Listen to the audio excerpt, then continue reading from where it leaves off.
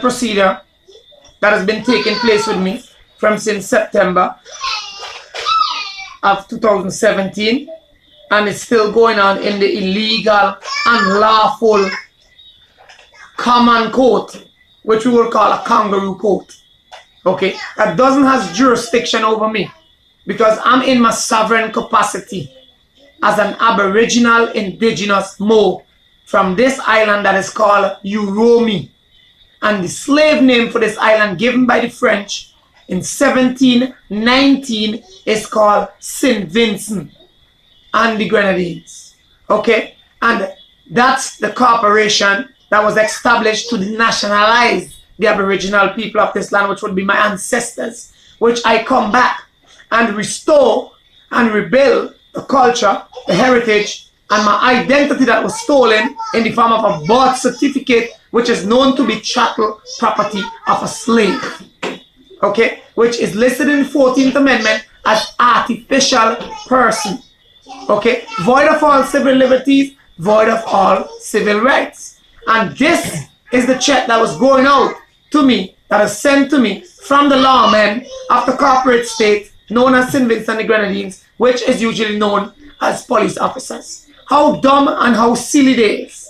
Don't even realize that they're not only fighting against me, but they're fighting against their own self.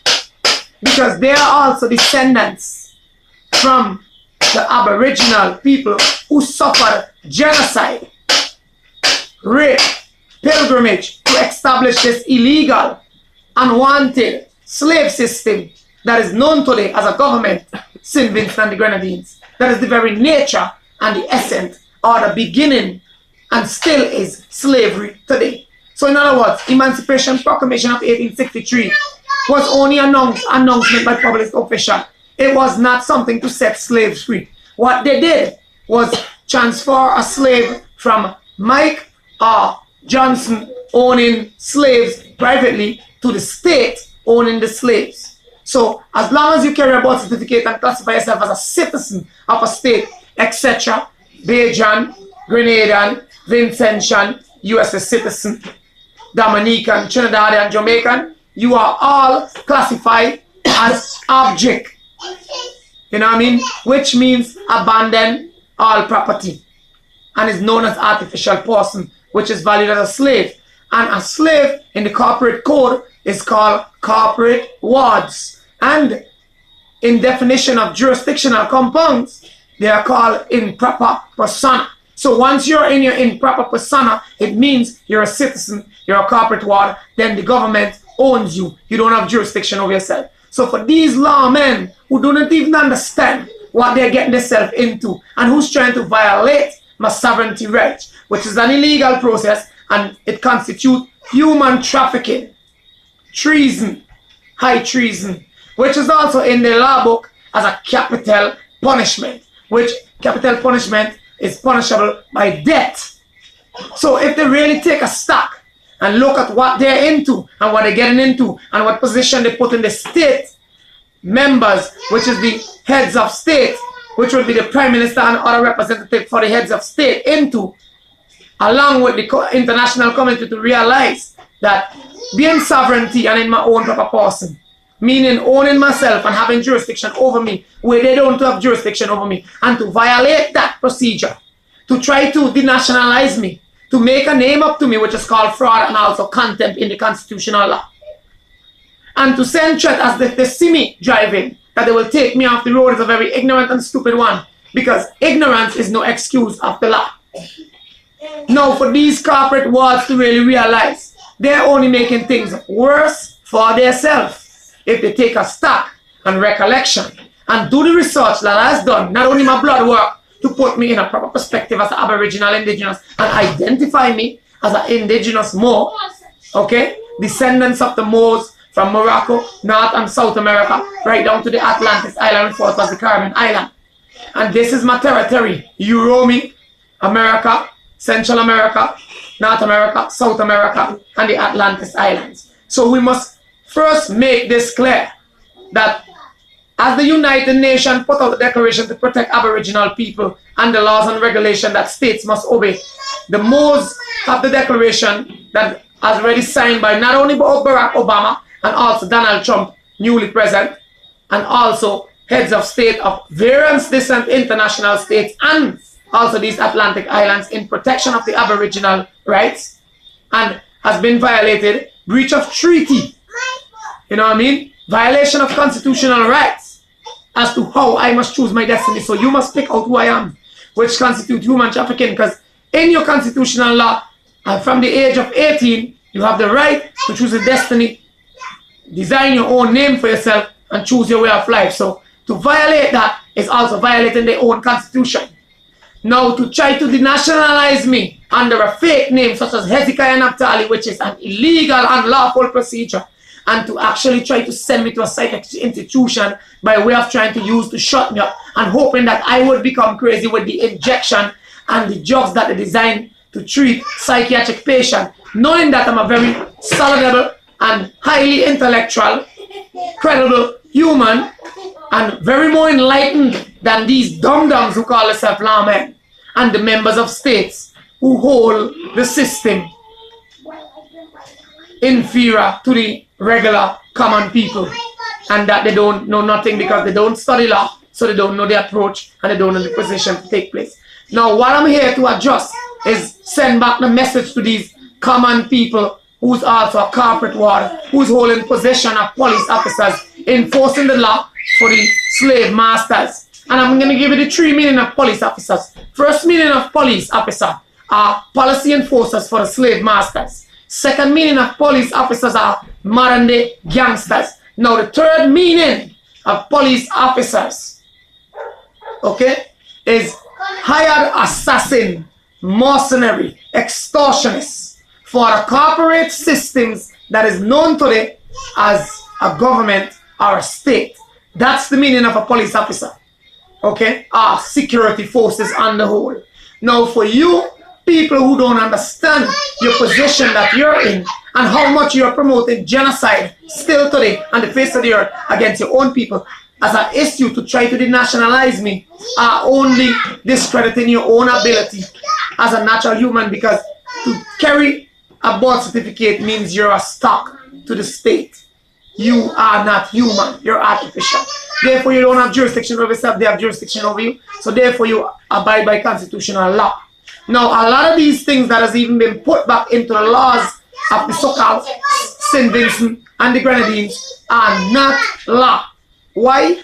Because if Privy Council do not sign these declarations to make them law, they are called policies. And a lot of stuff that the politicians them tell the common people that is law is not even law, it's called policies. And they have the police officers enforcing policies on the common people. Even for a citizen has the right to travel, and a citizen does not need a license to drive. I shouldn't use the word drive because drive is issued as a commercial business only. I should use the word travel. A citizen has a right to travel for their conveyance, and they do not need a license to put on the travel convoy, which the state will refer to as a vehicle for the conveyance. These are the lies and the thief and the propaganda that the states and the government perpetrate to hold the common people who has no knowledge about law and no knowledge about what this thing is all about. So they have them under the wings, because you see, lack of knowledge, my people perish. Okay? And I'm here to enlighten a lot of you. And this is why you gotta get constitution, so you could learn and teach people that no matter what the garbage they're talking, we have what it takes to make things different. And as you would see me here with the declaration of the Mose, with all the laws and the regulations for you.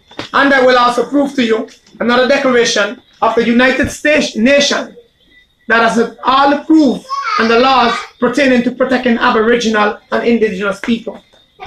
And I also keep records and notes of all these stuff.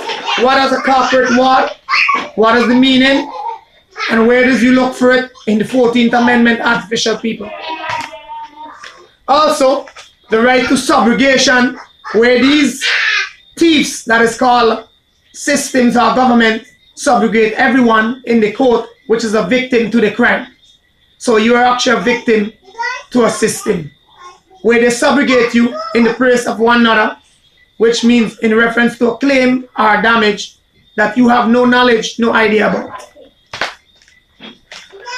Second of all, these are the meaning of various type of words that I give them for a declaration to prove to the corrupted officers of the so-called law that you're violating international law, you're violating my sovereignty rights, and you're violating my indigenous rights in a malicious attempt to denationalize me and to add insult to injury, to try to send me to a psychiatric institution as a deterrent and a way of trying to shut me up from fighting for my rights. But it never took place. It never happened.